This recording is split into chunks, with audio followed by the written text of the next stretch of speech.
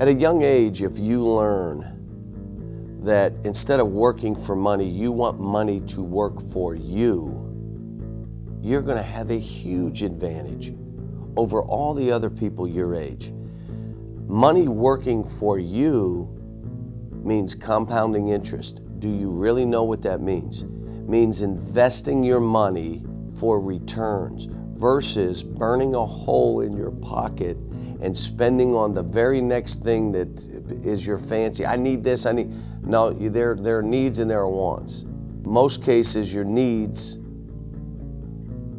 okay, let's meet those. Your wants, let's pass on those. And you learn early that if I make good decisions with my money at an early age, it's incredible when you look back and see what you have, that you look at it and say, wow, all I had to do is not spend on stupid stuff, goofy stuff, and then save and invest. That's what you're learning at an early age.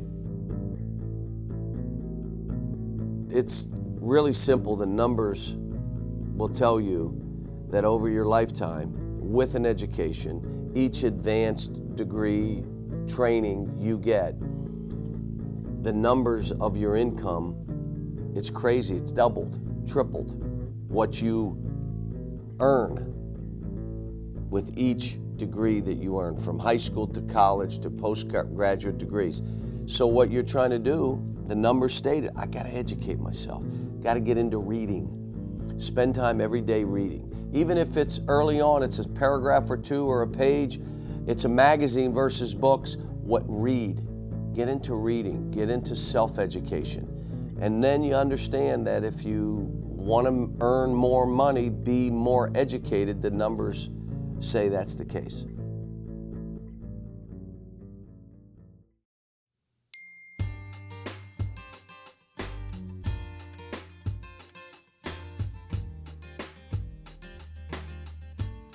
The most important thing we teach here is servant leadership. You're at a young age, right now, it's hard for you to understand that when you're about other people, life is easier. If you want to bring joy to yourself, make someone else happy. Do something for someone else. That's how you get joy in your life. So with this basketball team, we try to make it about others. If all of us are worrying about the other guy, you have 10 or 11 guys worrying about you. If we're all worried about ourselves, we have one person worried about us. Us. Doesn't work real well.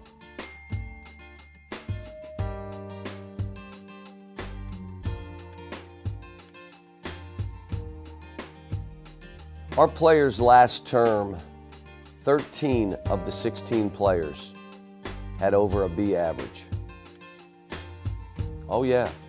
And they have to work at basketball. It's almost like a full-time job and doing the academics. We've graduated 10 players in the last 5 years. 4 will graduate from this team. 3 players in the last 5 years have graduated in 3 years. Academics matters to these kids. All of them, if they leave early, after a year, 2 or 3, they can all come back to finish up their degree. And you know what? They're all beginning to do that. Education matters. And you know what? They understand. An educated man, hard to fool him. It's hard to rob him. An uneducated man gets fooled and gets robbed. Educate yourself.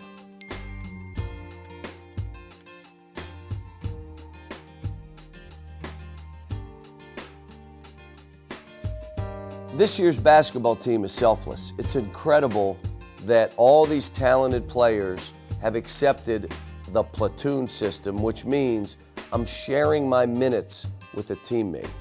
If I were at another program, I'd play 35 minutes. I'm playing 20 minutes. I'm taking half the shots that I normally would take, and I'm doing it because my teammate also deserves minutes and shots. And I respect that in him. I respect his work. He respects my work. If anyone within the program doesn't deserve their minutes, they get less minutes. The reason? You're not respecting your teammate. You have to be responsible to him, and he's responsible to you. The selflessness of this team, unbelievable. They celebrate each other, not tolerate each other. That's what's been special.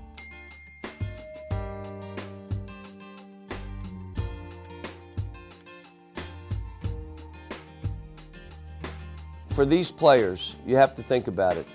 Every game we play, 25,000 at home, and it's sold out on the road. It's the biggest game on everybody's schedule. It's their Super Bowl. It's the game they mark on the calendar. We had a player a week ago say, you can't cramp up. It's the biggest moment of your life. Well, that's an overstatement. It's not the biggest moment of your life. It's a basketball game. But the other team feels that way. You have to be ready for that. The second thing, if you screw up on our campus, it's national news. Somewhere else, it's not that big a deal. At Kentucky, it's a huge deal. So there's pressure on making the right choices. They have to make the right choices if they go to school here. They have to grow up fast. This is not for everybody. It is not easy. It's the hardest thing you ever do. The issue is 19 players get drafted in 5 years. Probably have 5, 6, 7 on this team drafted. So all of a sudden you have 25 players drafted in 6 years? What? That's crazy. That's outrageous. But what they go through is outrageous. The pressure they're under to make good choices, to perform under that glow, and it is a hot white glow. Proud of these kids.